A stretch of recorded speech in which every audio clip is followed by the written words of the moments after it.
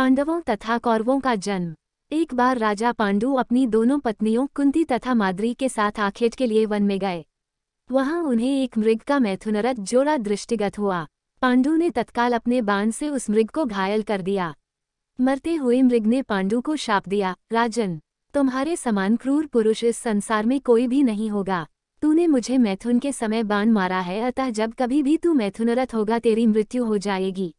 इस शाप से पांडु अत्यंत दुखी हुए और अपनी रानियों से बोले, हे देवियों, अब मैं अपनी समस्त वासनाओं का त्याग करके इस वन में ही रहूंगा, तुम लोग हस्तिनापुर लौट जाओ। उनके वचनों को सुनकर दोनों रानियों ने दुखी होकर कहा, नाथ, हम आपके बिना एक क्षण भी जीवित नहीं रह सकती, आप हमें भी वन में अपने साथ रखने की कृपा कीजिए।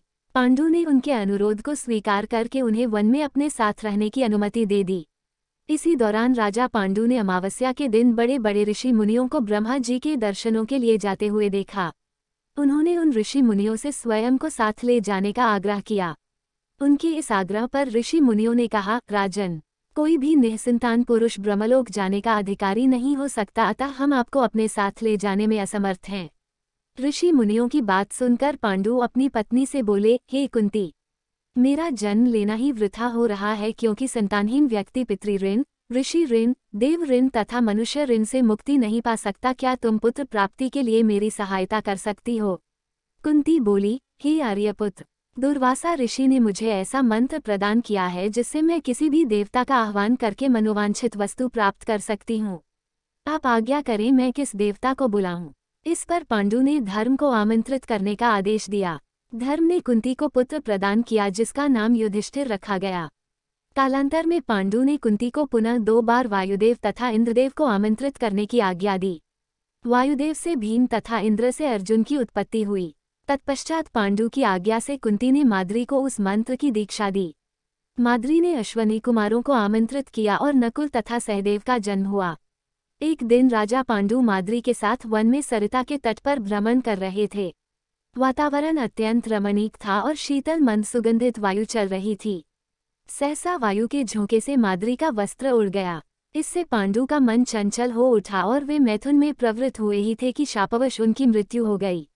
माद्री उनके साथ सती हो गई, किंतु पुत्रों के पालन पोषण के लिए कुंती हस्तिनापुर लौट आई। इधर युधिष्ठिर के जन्म होने पर धृतराष्ट्र की पत्नी गांधारी के हृदय में भी पुत्रवती होने की लालसा जागी। गांधारी ने वेदव्यास जी से पुत्रवती होने का वरदान प्राप्त कर लिया। गर्भ धारण के पश्चात 2 वर्ष व्यतीत हो जाने पर भी जब पुत्र का जन्म नहीं हुआ तो क्षोभवश गांधारी ने अपने पेट में मुक्का मारकर अपना गर्भ गिरा दिया। योगबल से वेदव्यास को इस घटना को तत्काल जान लिया। वे गांधारी के पास आकर बोले, गांधारी, तूने बहुत गलत किया। मेरा दिया हुआ वर कभी मिथ्या नहीं जाता। अब तुम शीघ्र 100 कुंड तैयार करके उनमें घृत भरवा दो। गांधारी ने उनकी आज्ञानुसार 100 कुंड बनवा दिए। वेदव्यास ने गांधारी के गर्भ से निकले मांसपिंड पर अभिमंत्रित जल छिड़का, जिसे उस पिंड के अंगूठे के पोरुए के बराबर 100 टुकड़े हो गए। वेदव्यास ने उन टुकड़ों को गांधारी के बनवाए 100 कुंडों में रखवा दिया और उन कुंडों को 2 वर्ष पश्चात खोलने का आदेश दे अपने आश्रम चले गए। 2 वर्ष बाद सबसे पहले कुंड से दुर्योधन की उत्पत्ति हुई। दुर्योधन के जन्म के दिन ही कुंती का पुत्र भीम का भी जन्म हुआ। दुर्योधन जन्म लेते ही गधे की तरह रेंकने लगा। ज्योतिषियों से इसका लक्षण पूछे जाने पर उन लोगों ने धृतराष्ट्र को बताया, राजन, आपका यह पुत्र कुल का नाश करने वाला होगा, इसे त्याग देना ही उचित है।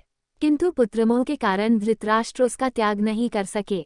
फिर उन कुंडों से धृतराष्ट्र के शेष 99 पुत्र एवं दुश्शला नामक एक कन्या का जन्म हुआ। गांधारी गर्भ के समय धृतराष्ट्र की सेवा में असमर्थ हो गई थी, अतः उनकी सेवा के लिए एक दासी रखी गई। धृतराष्ट्र के सहवास से उस दासी का भी युयुत्स नामक एक पुत्र हुआ। युवा होने पर सभी राजकुमारों का विवाह यथायोग्य कन्याओं से कर दिया गया। दुश्शला का विवाह जयद्रथ के साथ हुआ।